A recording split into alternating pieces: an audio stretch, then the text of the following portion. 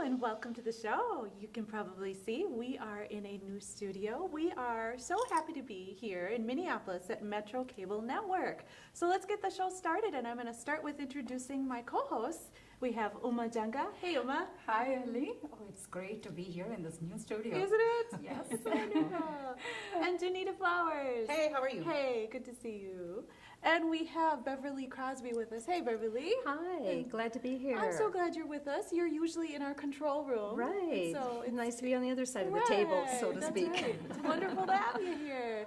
And of course, we have Nadia Giordana. Welcome, Nadia. Well, I'm happy to be here today, too. It was an interesting drive-in with all the rain, but that just made it more fun. It sure did. It sure did. But yeah, how exciting, right? New studio. And our guests today, we are so excited to talk to you. You are Tawnja Peterson. You are the executive director here at Metro Cable Network. So thank you for being with us today. Oh, it's absolutely my pleasure. Welcome, ladies, and thank you for braving the torrential rains because we all lived, right? We did. Right. I'm very happy to have all of you here today at Channel 6, and I'm just going to put it out there right away. I'm not going to be a great guest because I'm used to being you guys, but I'll try. Okay. So, Tawnja, you have quite a long, impressive career. You've been in broadcasting for over 20 years. You've had the longest-running cable network show in Minnesota. You now are the executive director here at MCN 6, as well as you host a show called The Daily 6. Tell me a little about your career. How did you get started? And then what kept you going all these years, and what made the transition to now on the other side of the camera, other side of the business, running the actual studio? Wow. Well, let's see. You know, I was born in North Dakota. My family's a military family, so my father's a colonel in the Air Force. So we would transfer it about every 5 years to different states. So by the time I was finished high school, I lived in about 13 different states across the United States. So I was always kind of reinventing myself as we moved. I gained a lot of knowledge by the time I went back to University of North Dakota.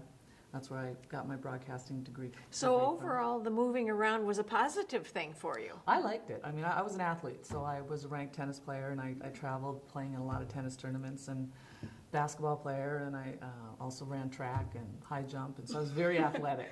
I mean, I'm very much of a tomboy, if that makes sense. You know, I mean, I was in every sport there was that you could be in, and I just love that. So very competitive. I think we all have to be competitive, don't we, to really make it in this business. And to, you know, like you said, to be in front of the camera and behind the camera has kind of always been my dream. When I was a little girl, I used to watch I Dream of Jeannie, and I used to watch Gilligan's Island, and I wanted to be Marianne Anginger. You know what I mean? I thought that was real life. I thought those TV shows, that you could do that. So I always thought that there was some place I wanted to be in TV. And of course, my father's also an attorney, and so I was going to law school, right? And I wanted to be a model. It doesn't work great in a military family, right? But I followed my dreams to put it out there. I mean, I went to modeling school, and I took a lot of classes at the Guthrie, so I trained in acting and improv and a lot of auditioning for the first 10 years I was here in Minneapolis. I had about 4 or 5 different agents and had a small part in a movie with Tim Allen. I don't know if you guys remember when they filmed Joe Somebody here. Kind of a movie about bullying. And at one time, Minneapolis was going to be this big mecca for films. I remember that. Remember when Governor Ventura was the governor, and so we had all this money going to the film industry, and then that all got taken away, and so it kind of, people are filming other places now. But that was always my goal. My dream was to be in TV. My dream was to be a movie star. You know, it didn't happen. But you know what? You have a dream, and that was my dream. So that dream to be in modeling, at some point in your career, you decided to give the pageant world a try. How was that transition? Tell me a little bit about that. Well, I started, my first pageant was Miss North Dakota. And so I didn't know what I was doing. I'd never done it before. And I got second. Hey, no, that was pretty good. A natural talent. You know. And so there's a funny story about that. The girl who won, actually, we were 2 poor college students, and she had a little, remember Pacer cars? Oh, yes. Okay. We left the pageant, coming home from North Dakota, and a huge snowstorm, and our car completely spun out, went into the ditch, and we hadn't eaten in like 2 weeks, because, you know, you don't eat before a pageant, right? So we're eating Oreos as fast as we can get them in our face, and all the snow started coming in the car. It was just a surreal moment of pageant story, right? Guy pulled over, pulled us out, got back on the road, and continued on down the path, but that was my first pageant. And then when I moved to Minneapolis, I had been modeling and doing a lot of city looks. I was their lead hair model for a while, and a lot of print stuff, did a lot of commercials for Dayton's. I was their fit model for a lot of that stuff, and just auditioning all the time.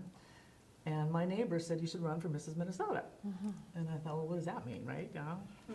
And so I kind of did the first year, and I entered, and I lost. I lost by 1 point. And the girl who beat me is my friend, but but I lost to this other person, right? And I was going to quit. And I thought, I tried, I did it. And she gave me some good advice, and I came back year 2, and I won the second year. So it was a fabulous thing. So that's really nice. So as a true winner of Minnesota America pageant winner, so what do you think a true beauty is? What is your opinion on that? I've judged a lot of pageants too, so I've been on both sides of that as well. And one thing I always look for when I judge a girl, she's got to be the whole package, and she's got to be honest. And I always like to ask, this is a simple question, but I always like to say, do you have any pets? Because immediately they'll become who they really are. Oh yes, I have a puppy and I have a kitty, and you get to see who they really are with a simple question like that, and then I can kind of feel, what they're all about and what their goals really are. So I think being in a pageant, if you do it for the right reasons, it's really a powerful thing. I don't like children's pageants, because I don't think kids are old enough yet to figure out that I lost. That all they know is they lost. There's only one winner in that, and it's just I don't like the kid pageants. But I think if you're a married woman, or if the girls that are going into Miss America now, that's a scholarship program. That's hard, cold cash for school. That I think is kind of wonderful. A lot of great things can come out of that. Sure, absolutely. Usually, and it seems from sort of an outsider perspective, when you're dealing with the children's pageants, it seems a lot of times it's the parent or the mom's dream, maybe sometimes the dad, but a lot of times you see it's mom's dream, and it becomes more competitive mom to mom, trying to prepare their daughter, as opposed to, my daughter loves this and she likes to sing, let's bring that out. It really becomes this sort of, I don't know, it doesn't leave the best impression from an outsider thinking, I don't think I'll ever get my kids involved in kids pageants. Well, as you're speaking to, Tawnja, I think that one thing is that you said the whole package. That's what you look for. And just as even talking to you and hearing your story, right? Like you were an athlete, and the resilience of being able to travel around the country and being part of an Army family. And just, I think also in this field, it can be kind of tough, get it? In the sense of, you don't look right for this part or that angle or something that's maybe not in your control. But I'm just curious about that resilience of being able to stay in this business and say, no, this is what I want to do. I want to get my dream. And it seems like to me you've done that. So talk to us about You that. have to get really good at hearing no. Yeah. And you have to get really good at knowing that person said no to me because they don't like themselves. Oh. And that takes a while to grow up and learn, because you Yeah. take it personally. Yeah. Well, I didn't get that audition. Well, I used to get called for auditions as the Italian girl. I'm like, I'm a Norwegian from North Dakota, but I have brown hair in Minnesota, so I go into the Italian chick. I'm like, okay. So you have to adapt, and you have to be flexible, and I'll let you in on a really funny story I have about a bad audition. So my agent calls and says they're auditioning bridesmaids for this commercial. So be downtown Minneapolis at 2 o'clock for the bridesmaids. So I put on a bridesmaid dress, right? Big bridesmaid. No, everybody has jeans, everybody has t-shirts, and I have to sit there and wait, So you make mistakes too that you can look back and then laugh. At that time, I was ready to crawl under a rock and quit, because it was so embarrassing. But I look back and that's a funny story now to me. I was like, I got out and dressed and I drove downtown and I went to the audition and I sat there with 50 other girls in this goofy dress. But I just think it comes right down to whether or not it's on your heart. Just like everything everybody does. If it's on your heart, you're going to do it. No one's going to stop you. And if someone wants to stop you, it's because they don't like themselves. That's what I think. I think no is also a good opportunity for us to start to do that self-reflection, because you are in whatever industry or field you're in, you're going to get no. And sometimes it can be very, it just sort of can deflate you and make you feel like, I don't want to do it anymore. And that's sort of that moment with yourself, do I love this enough to keep going? And then you figure out how to keep going. But if you don't, then it's like, okay, on to the next thing. But I think no really helps us become more confident in who we are and what our strengths are. At least that's what I find. I'm sure in such a competitive industry as modeling and TV, you have to love it. Otherwise, you wouldn't wake up. You'd be sad every day, because that you get a ton of no's before you get that opportunity to shine or show your talent. Yeah. And I think for just younger girls, sometimes you see, oh, well, gosh, who wouldn't love to sit in a chair and get your hair done and put your makeup? But to get there, to get to that chair, what did that take? That resilience, that ability, right? Yes. And so I think to your point, Junita, that's the part that people often don't see. And it takes a strong person, I think, to be in this business.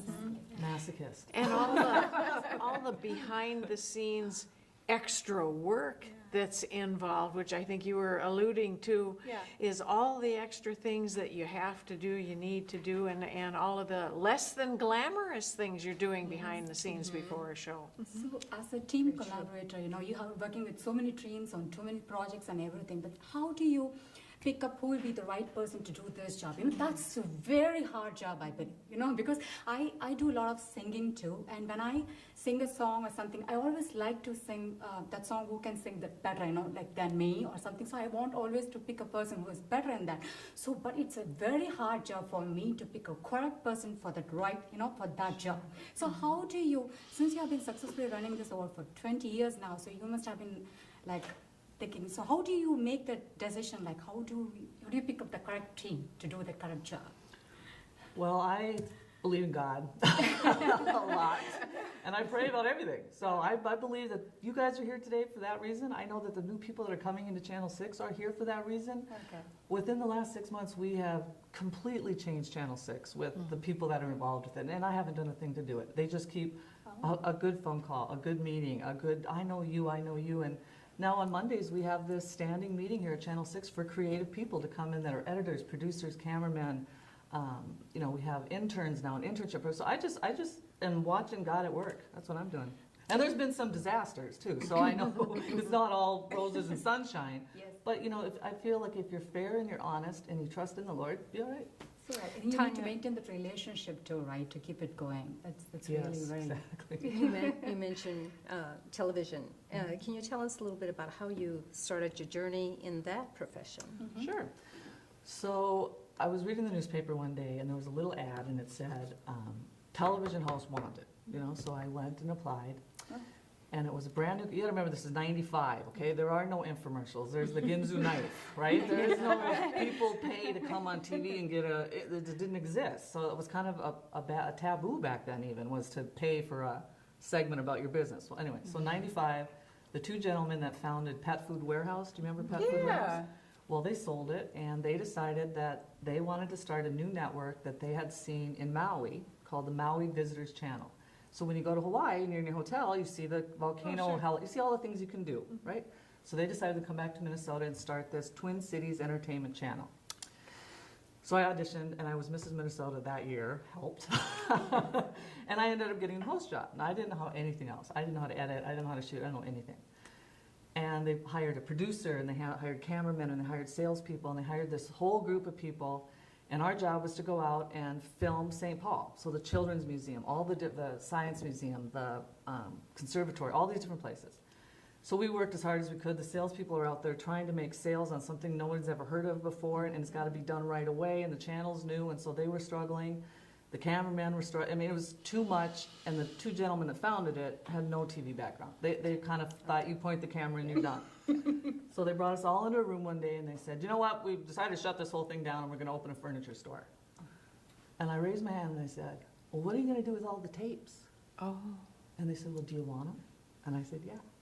So we took all those tapes, we made the Minnesota Experience, and we came to Channel 6. Wow.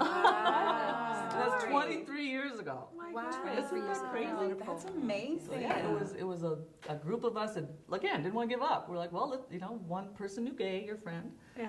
and he called her, and she gave us a little time slot, and we started making that show, and they all kind of slowly dropped out, the other members of the team, just because they had other jobs, and I ended up the last guy with the company, and so that's what happened. You took the tapes, you wanted the tapes. What was your vision at the time? Do you remember? We had a struggling vision. I had a different vision than the other gentleman who was in charge of the vision. And he wanted it to be more like a Minnesota Historical Society look back on, and that's great. I wanted it to be, let's go out and find the best place to have dinner and go shopping. And, so there was this weird, we could never get those two to gel. And then he took another position, and so I ended up making it my vision, which my vision was I wanted people to watch this to know this is the greatest restaurant, this is the greatest resort up north, this, you know, so that was kind of my vision.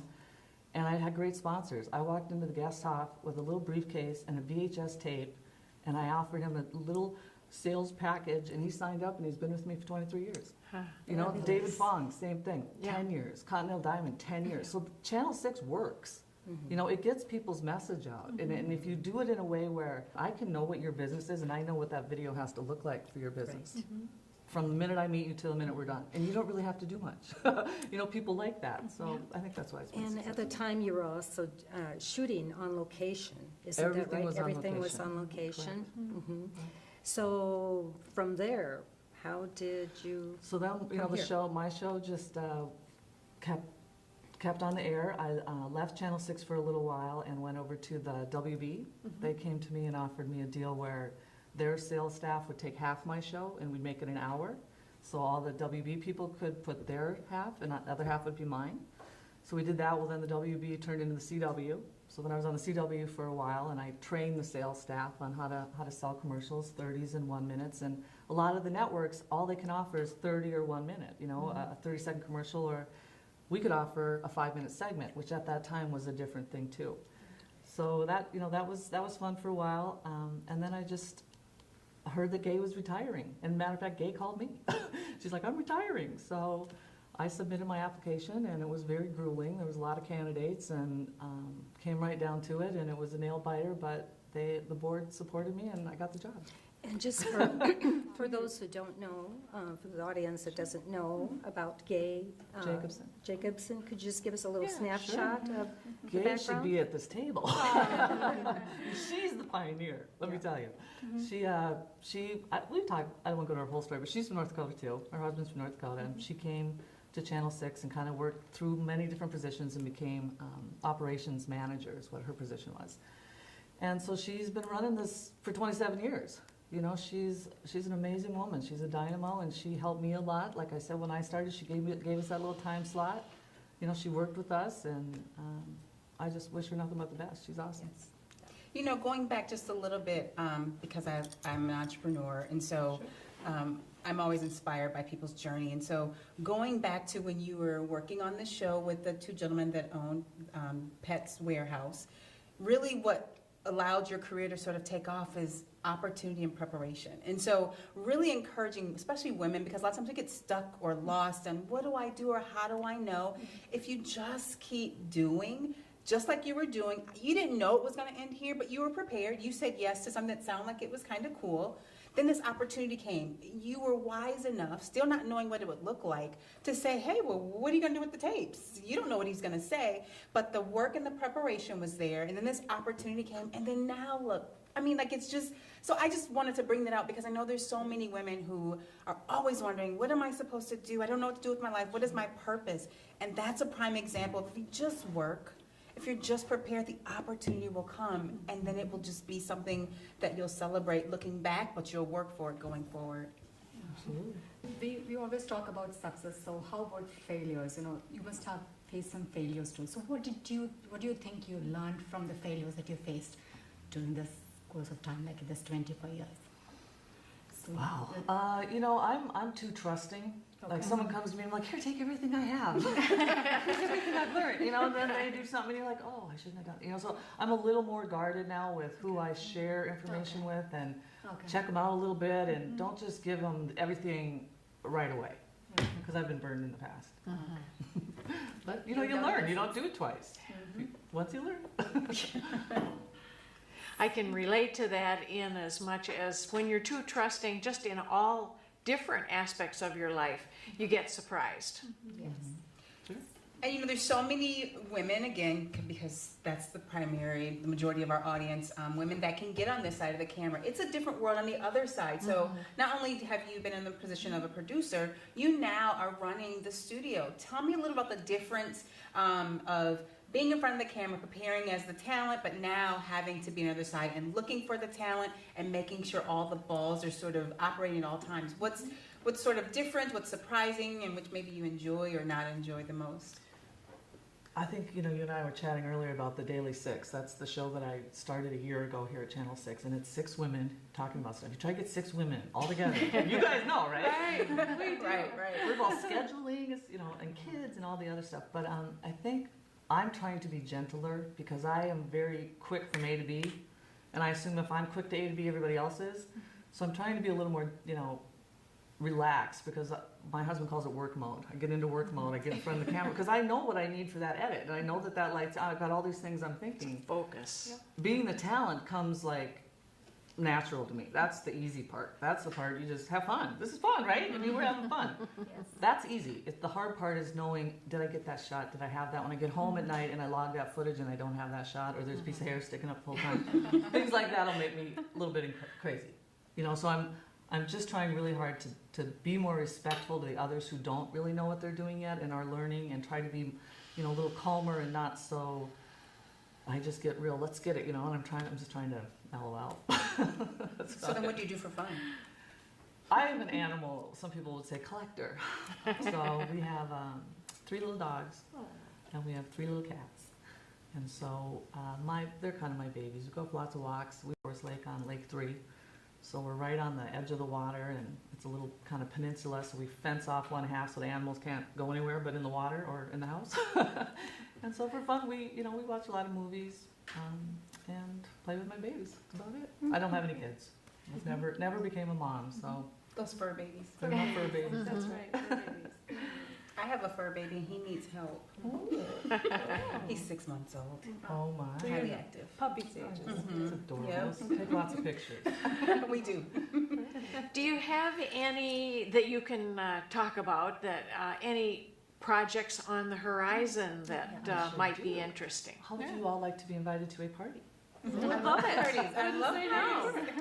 We are launching a brand new show called Mancini's After Dark, and it's a 1-hour program dedicated to the music legends in Minnesota. Ooh. So 2 weeks ago, we filmed the band Gypsy, and we're doing a 1-hour show that will debut on Channel 6 on June 12th at 7:30. But the premiere party is at Mancini's on June 12th at 7 o'clock.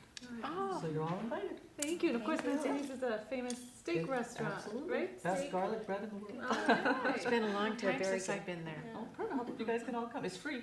It's free, so I would love to see all of you. Neat. Very neat. So what is the process? So if we have, viewers that are wondering, I have a show idea, or I kind of want to figure out what, I have these tapes that I've been, producing. How would they approach the studio? How would they get connected? Or if they have, just an idea and they want to learn more about how to put it into production, what would they need to do? What are the steps? Well, that's my job. So they just call Channel 6, and obviously there's a recording that they can get sent to me, and then I like to meet with every person and find out what variables are involved in getting that show, because I got a great idea. Well, good. You need a producer, you need a writer. I like to sit down and see what stage they're really at. Everything's about the sponsors, and if you don't understand that, you don't understand how the world works, right? It comes down to sponsorship, and it comes down to having the team in place. You guys have Mike. And you need that editor, you need that Beverly, you need the producer, you need those components to make that show.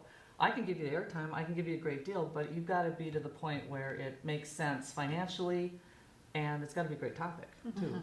We try to be a little helpful with people when they come in too. Any way we can. We've got, like I said, a full studio. We've got all high def gear now. We've got great brand new mics.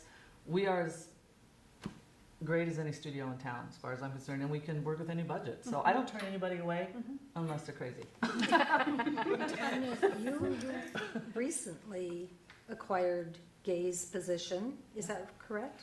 2 years ago, Okay, 2015. okay. And is it more challenging than what you thought? Did you just slip right Well, into it with Grace? I think I've always been, like you say, you're an entrepreneur. I've always been an entrepreneur. I mean, I was picking berries off my neighbor's fence at 7 and selling them to the grocery store. Right? So it goes way back. But I think I forgot the question. What? Did you ease into your position? Easy enough. Well, that's kind of yes and no. I've never had a board of directors.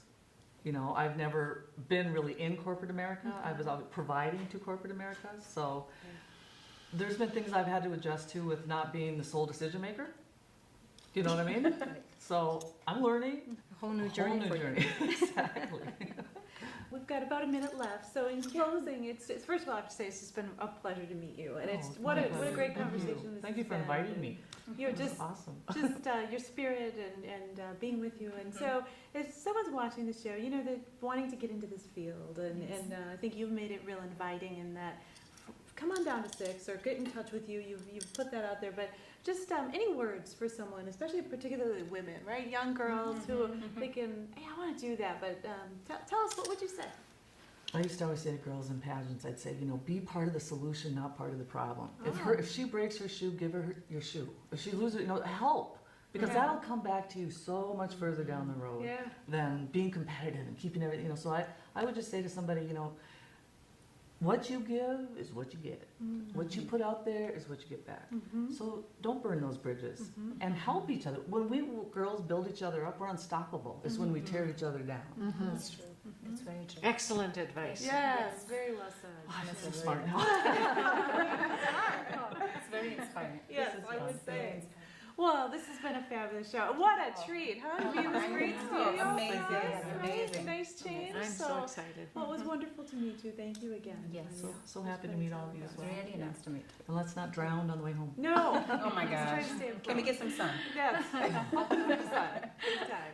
Well, we thank you for being with us today on It's a Woman's World, and we hope to see you next time.